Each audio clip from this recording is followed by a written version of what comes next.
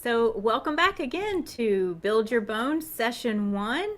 And today we have two presenters, Samantha Kennedy and Melanie Taylor.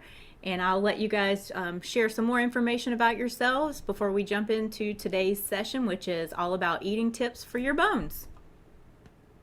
So, Sam and Melanie, take it away. All right. Welcome. Good morning. Good afternoon at this point in Eastern time, at least. Good morning to those of you who may be in Central time.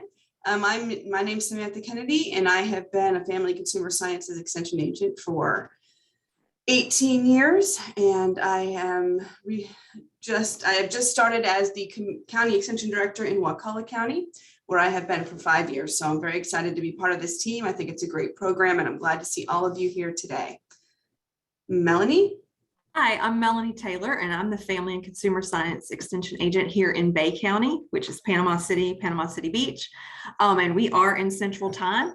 I'd like to welcome all of you. I have been an FCS agent for 13 years. 10 years of that was spent in Gulf County, and then I've been here in Bay County for almost 3 years. And I'm glad you all could join us today. All right, thanks, Melanie. Well, Melanie and I are going to work together today to present the second lesson of our series here, Eating Tips for Your Bones. And so we're just going to go ahead and start off.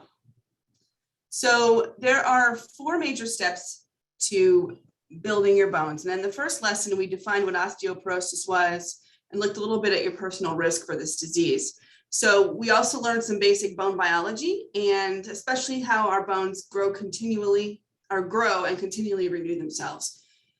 So does anyone have any questions about what we talked about so far? Anything from last week that anyone would like to quickly ask? Or if you can put it in the chat too, we might cover that as we go along. So in this lesson, we're going to be looking at how our eating habits and the nutrients we get from our diet affect our bone health. So you want to protect your bones. So let's take a few minutes to review some of the controllable or modifiable risk factors. And so your first bone building step, we're getting the facts about osteoporosis and learning a little bit about personal risk factors. There are certain things that we can't change, like genetics, but there are certain things that we can look at that we can control to help make our bones healthier. So one important part of your lifestyle that affects your bones is your diet. And that's what we'll focus on in the next few lessons. So eating a diet low in certain critical nutrients makes you more prone to osteoporosis, while eating a healthful diet can help to protect your bones. So you can see here the other lifestyle factors that affect bone health, like smoking, being physically inactive. That's a nice way of putting sedentary. Think about this. If you don't smoke, don't drink in excess, and you don't take any medications that affect your bone health, then what you eat and your activity level are the 2 most important lifestyle choices that you make that can increase or decrease the strength of your bones. So again, look at these lists, and a lot of these are, well, all of these on this list are controllable. And so there are some steps that we can still take, even if we have a genetic predisposition, that we can still take to increase our bone health. So lifestyle choices affect 20 to 40% of our peak bone mass in adulthood. And through these choices, we can reduce our risk of osteoporosis and low bone mass.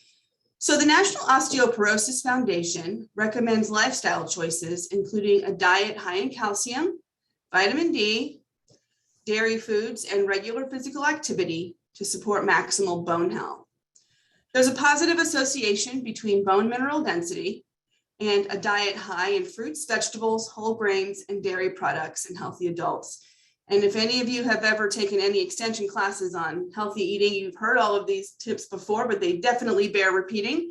Those are definitely the food groups that will contribute to positive health and bone health as well.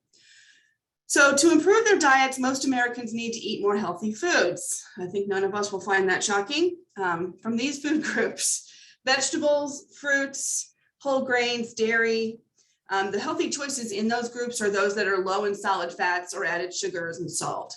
So low fat dairy, low sodium cheese and things like that. An adequate protein intake is also necessary to maintain a healthy bone mass density or bone mineral density. The total amount of protein foods Americans eat is adequate on average, but within that food group, seafood and legumes, which are like beans and peas and things like that, should be consumed in greater amounts, and red meat, especially processed meats, in smaller amounts.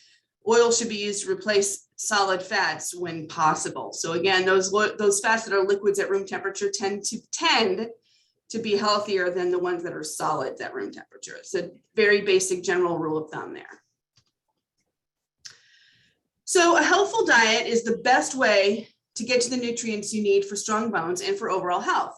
So choosing a variety of foods that are rich in nutrients is the best way to get these bone healthy nutrients. So we're going to look at how much you can put together a healthful eating plan that focuses on your nutrient needs, as well as your personal, family, and cultural preferences. So the only way to stick to an eating plan, even when you know that it's good for your health, is to enjoy what you're eating. I think a lot of people fail when they're trying to improve their diet because they think they have to eat all this stuff that they don't like. But there are lots of different choices out there. And if you find the healthy foods that you enjoy, it's a lot easier to stick to your healthy meal plan. And again, if you have any questions or comments throughout, please put them in the chat box and we will get to those as soon as we can. So a well-rounded diet is the best way to get your nutrients. And in a couple lessons, we'll discuss substances in food that can enhance or limit the absorption of calcium. But today we're going to focus a little more generally on actual food level, our food types here.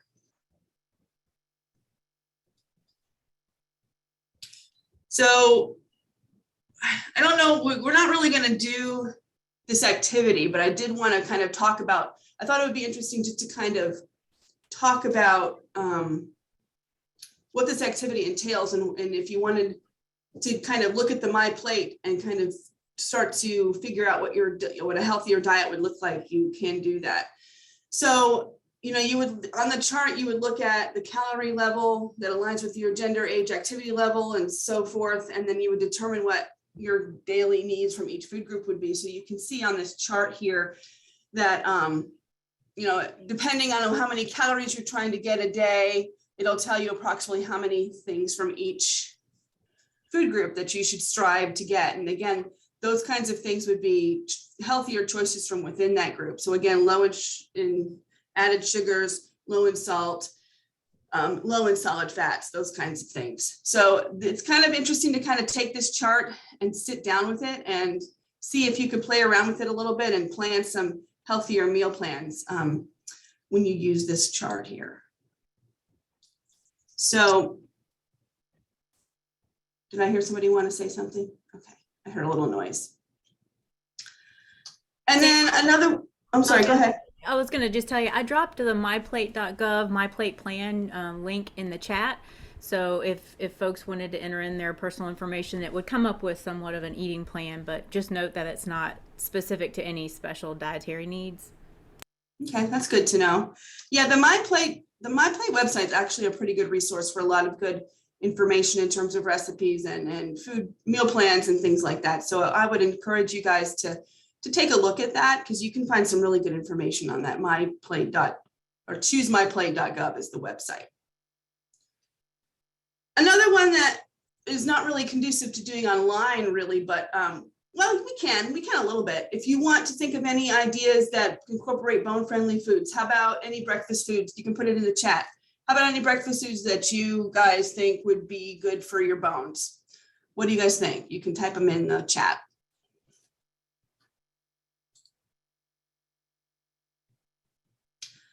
That's a good one. Smoothies with yogurt. Eggs for the protein, correct? Yogurt.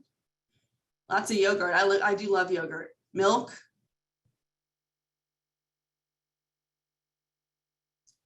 Some of these pictures kind of give it away a little bit. A kale smoothie. You're a brave woman, Wendy. Cottage cheese, muesli. These are a lot of really good suggestions. All of these are really healthy choices that contain some of those bone building nutrients. So excellent choices. All right.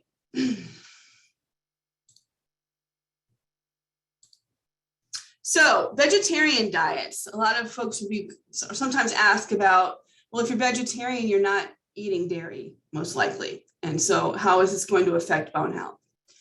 Well, vegetarian diets are healthy options, but without proper planning can be an area of concern regarding bone health because of potential nutrient inadequacies. So this varies depending on the level of restriction seen in vegetarian diets. Vegan diets pose the most risk due to their highly restrictive nature concerning animal products. So in some cases, like vegetarians will eat products from animals, but not meat. It depends on your personal choice. Vegan folks do not eat anything from animals at all. And so that could, again, without proper planning, can pose a risk in terms of getting the nutrients that you need for bone health. So low serum vitamin B12 levels have been linked to osteoporosis, osteopenia, and fracture risk. Vegetarian diets generally have higher intakes of things like folate, vitamin C, vitamin E, magnesium, vitamin K. There is limited research supporting a role for these nutrients in protecting against loss of bone mineral density and fracture risk, but they are often discussed as potential bone builders, and these lines of research are likely to continue. So again, nutrients of concern would be vitamin B12, which is something that you get from animal products, calcium, vitamin D, zinc, protein, omega-3s. So especially vegan folks, but also vegetarian folks require planning to make sure that they get adequate sources of these nutrients that can help contribute to proper bone mineral density. And so let's see, what about supplements? Well, supplementation is one of those things where like, oh, well, I can eat an unhealthy diet, but just take a bunch of supplements and everything will be fine, no problem. Or I can eat really badly, but take a multivitamin and everything's hunky-dory. And that's not necessarily true. So they're required when intake from dietary sources is not enough to meet needs. So if you can't get enough of your bone minerals, healthy bone minerals through your diet, then supplementation may be for you, but it's not they should not be substituted for proper nutrition. So we see a lot of ads and endless information on TV about all these magic pills, take this and it'll cure whatever, take this and it'll make you live to be 150, take this and you're, whatever. And so we have to be really careful about those things because they're not regulated like foods are. And so it's always important to discuss these things with your medical professional. So, and then I'm going to just go through some diet versus supplements, and then I'm going to pass it on to my colleague. So diet versus supplements, the National Institute of Health, the American Medical Association, and the Academy of Nutrition and Dietetics recommend food first. So like I was just saying, the best source of getting these nutrients for your bones is through a properly balanced diet. Sometimes supplements are still going to be required because you cannot get the amount of nutrients you need through your food. And so your doctor may give you a supplement to take or recommend a supplement or that you take one. But again, proper nutrition is the cornerstone to bone health. So whenever possible, seek to get those bone minerals that you need through your diet. And just think of supplements as an enhancement and not a substitute for a proper nutritional diet. And I'm going to pass it on to Melanie. Thank you, Sam. And just to reiterate what she said, food first, but dietary supplements are there because there are some people that do need them. And so I did see that somebody said, isn't it more fun to eat food than supplements, in the chat box. And I totally agree with that. I do think it's more fun to eat food. So just remembering which foods are good for your bone health and making sure you get those in. But obviously some of us do have to take dietary supplements. So let's talk about those. You don't typically prevent disease with dietary supplements, but it can reduce the risk of some. You don't want to just go to the store and just pick a bottle off the shelf. You want to avoid mega doses of those dietary supplements unless recommended by your healthcare provider. Mega doses of the vitamins and minerals is not necessarily better. More does not always mean better. You can have too much of some of these minerals and vitamins. Also, beware of misleading claims and promises. Just like Sam brought up before, some of the commercials, tell us that these pills are going to help us all, but remember, they're not all completely regulated. So make sure you are looking that information up. And just because it says it's a natural supplement doesn't necessarily mean it's safe. You still need to check with your healthcare provider, especially if you're on any type of prescription medication. Make sure you research any potential interactions with your medications, because it's always an opportunity that you don't realize that a specific vitamin or mineral, whether you think it's natural or not, could interact with that medication. And then you may need time when you take supplements and medications. That means that some of our medications say on them, do not take calcium or iron or some other supplements within a certain amount of time of taking that medication. So you need to make sure you're following those directions so you prevent causing any other problems. Wendy, I saw that somebody said something. Julie made a comment. Would you like to tell us what it said? It went away so fast, I didn't see it. Okay, sure. Julie said not all milk alternatives have added calcium, so it's real important to read those labels to find out. So don't just assume a milk or a milk alternative, or a milk alternative rather, has that extra calcium or added calcium. Very and good many point. of them actually have added sugar too. Yeah. So you want to be careful about that. Very good point. All right, next slide. Make sure that you are reading the labels on your supplements. It will tell you, it provides a ton of information, probably more than you ever want to know, but it's important to know what a supplement contains and how much, because everyone has different needs, and you should consult your physician before making that decision. Discuss all supplements, including your herbal supplements, with your healthcare provider. They can still interact with your medications depending on what you're on. So you want to make sure that you're not taking anything that could cause your medications not to work or for them to have an interaction with each other. Next slide. So calcium is a mineral our bodies need in very large amounts. We need about 1 gram per day compared to other vitamins and minerals. Calcium plays many important roles in the body, and its levels in the blood are tightly regulated by our body systems. So much so that if we do not take enough from our food or supplements, calcium will be released from the bones to maintain the calcium levels in the blood, which means that your bones will be depleted. This process of releasing the calcium from the bone matrix is called bone resorption. Over time, bone resorption can harm the bones and make them weak. When calcium intake is adequate, the calcium when a calcium intake is adequate, the calcium suppresses your thyroid hormone, which is also responsible for signaling the bone to resorb. So we have to realize a lot of these body functions are interconnected.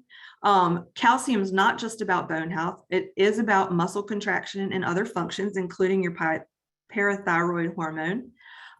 It's mostly stored in your skeleton, but 99% of it is, but not all of it. Low intake will, like I said, stimulates bone resorption, which means that our bones would be getting rid of that calcium to put it into our blood. Just so you see on here, men aged 50 to 70 need about 1,000 milligrams a day. Women over 51 and men over 70 years old need around 1,200 milligrams a day. But if you're getting that in your diet, you may not need to supplement that. So you want to make sure that you're staying in touch with your doctor on what it is you're taking. And as we age, we do need more calcium in our bodies. So don't think that because you're past a certain age, you don't need to worry about it anymore. You do need to be concerned and make sure you're getting enough into your diet. Next slide. So there are 3 main forms of calcium. We've got calcium citrate, we've got calcium carbonate, and calcium phosphate. The products with calcium carbonate were traditionally the most common type of calcium supplement. And acid is needed to dissolve and absorb the calcium carbonate. So you would have to take them with food. When your stomach produces more acid, it is going to break that calcium carbonate down.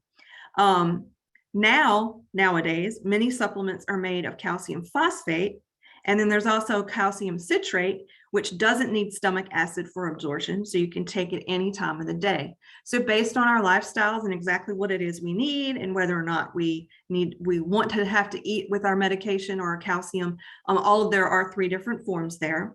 How do you decide which of these to take? Products with calcium carbonate are usually less expensive. However, calcium carbonate can cause gas or bloating for some people. Another consideration is that since calcium carbonate supplements require stomach acid for proper absorption, people who take proton pump inhibitors for reflux and heartburn have reduced amounts of stomach acid and should consider taking a supplement containing calcium citrate, which doesn't need stomach acid to aid the absorption. I know that can get a little confusing. Calcium phosphate supplements add to our total phosphorus intake, so which for many of us is already too high. So high phosphorus intake is also detrimental to the bone. So you need to keep track of what your phosphorus is if you're taking calcium phosphate. So as always, ask your healthcare provider or your pharmacist for the information on that and for their input based on the medications or the other supplements that you're taking. Also, we have to consider kidney stones. Kidney stones are rich in calcium oxalate. So some studies have found that the higher intakes of calcium from dietary supplements can be linked to a greater risk of kidney stones, especially among older adults. But calcium from foods does not appear to cause kidney stones. So that's good if we stick with food first. But for most people, other facts such as not drinking enough fluids and so on also have a large effect on the risk factor of having kidney stones. So it's not always about calcium intake. Calcium supplements can interact with many different prescription medications, including blood pressure medications, synthetic thyroid hormones, bisphosphonates, which is a drug used to limit the loss of bone density, antibiotics, and calcium channel blockers. So definitely ask your doctor or your pharmacist about any of those possible interactions before you start taking any of these calcium supplements, because you want to make sure you're taking the right one for your body. Next slide. So calcium supplements, you want to take calcium carbonate supplements with food. Those are the ones that need the acid to break it down. And when you're eating food, your stomach will release more acid. You want to look for the amount of elemental calcium on the label of the supplement. Also, our body only absorbs about 500 milligrams of calcium at a time. So that means that you don't need to eat it or take a supplement, 1,000 milligram supplement all at one time. You want to break it down throughout the day, knowing that you can only absorb about 500 milligrams at a time. So take it throughout the day instead of all at once. And if you are taking iron, you should not take iron and calcium together. They need to be taken together at different times of the day. So you need to make sure that you're keeping track of that and know how long that time period needs to be before taking an iron supplement and a calcium supplement. Next slide. So here are some drugs that interfere with calcium absorption. So just be aware of that. We have digoxin, we have fluoroquinolones, we have tetracyclines, antacids, anticonvulsants, thiazide diuretics, glucocorticoids, and mineral oil, which can be a form of laxative. So just know that if you are concerned about calcium absorption, and if you are low on calcium, you might want to see if you're taking any of these medications, and it could be keeping you from absorbing the calcium that you need. And you can check with your healthcare provider or your pharmacist for that information. All right, next page or next slide, please. So vitamin D, a lot of us call it the sunshine vitamin. So vitamin D and calcium go hand in hand. Vitamin D is called the sunshine vitamin because our bodies make vitamin D from the sunlight, a process that starts in our skin. Vitamin D is the only vitamin that your body can make in significant amounts. Vitamin D is needed for the body to absorb calcium and phosphorus. It helps our body deposit these minerals into our teeth and our bones. This makes bones stronger and helps reduce the risk of fractures. Without enough vitamin D, you will be unable to absorb calcium from the food you eat, and your body will have to take calcium from your bones. This is why most calcium supplements also include a vitamin D. So you'll notice that when you're purchasing them. Vitamin D also helps keep the immune system functioning normally, helping the body resist some types of diseases. Vitamin D comes from two sources. You can get it through the skin following direct exposure to the sunlight, and you can get it from your diet. People, especially older persons who don't go outside much, may have a vitamin D deficiency. Also, people with darker skin and older people may need a longer exposure to sunlight to manufacture that vitamin. Some foods that naturally contain vitamin D are eggs, sardines, and salmon. Some foods that are fortified with vitamin D are most fluid milks, some brands of yogurt, and some breakfast foods and cereals. And you'll see that right on the front of the box or the container. Calcium fortified orange juice usually has vitamin D added as well, but be sure to read the nutrition fact labels to make sure. And if you go back up and look here on our slide, you will see that your daily intake recommendations are around 600 to 800 international units per day. Vitamin D3 is preferred, but if you're a vegan, you may want to take vitamin D2. And all of this is based on every individual. So that's why you need to talk to your doctor or your pharmacist. And your goal serum level for bone health would be 20 to 50 nanograms per milliliter. So that would be something information you would get from your doctor. But dietary sources, if you're looking for something you can eat to add that to your diet versus a supplement or to go with your supplement, is vitamin D fortified milks, cereals, salmon, and sardines. Okay. Also to add, the current upper limit for vitamin D for adults is around 4,000 international units per day. So make sure you're checking with your doctor if you're taking that higher end. They should be able to let you know if that is still safe for you. Also, people less likely to get enough vitamins, vitamin D, we did cover this briefly. If you spend little time in the sun, which many of us nowadays try to do to prevent skin cancer. So we need to know that we might be low on vitamin D. If you have very dark skin, if a person lives in a nursing home or another institution, certain medical conditions, such as some serious diseases of the nerves, of the digestive systems, can cause us not to absorb our vitamin D, and obese people. And the reason for that is that vitamin D is fat soluble. Obese people are more likely to be vitamin D deficient because some of the vitamin is stored in the body fat and it prevents it from getting into the blood. So just be aware of that also. Next slide. Some drugs that interfere with vitamin D absorption.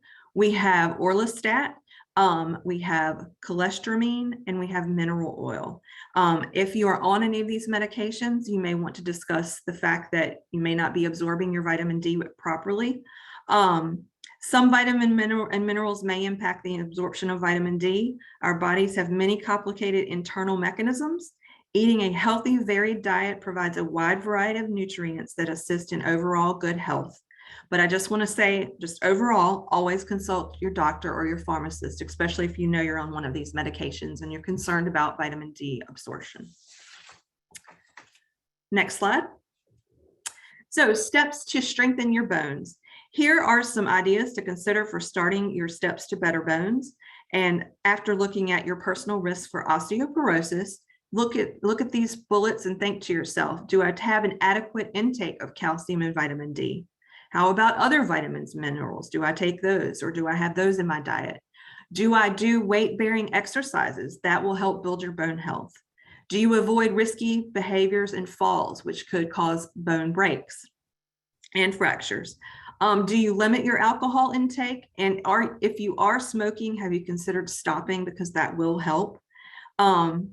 So there's lots of risks that we might take sometimes, but there are ways that we can strengthen our own bones. Obviously, talk to your healthcare provider about your risk. Hopefully, a lot of us are getting a bone density test done each year, every couple of years, so you know where you stand. Just remember that building stronger bones doesn't happen overnight. And our diet and our supplementation may assist it, may need to help with that.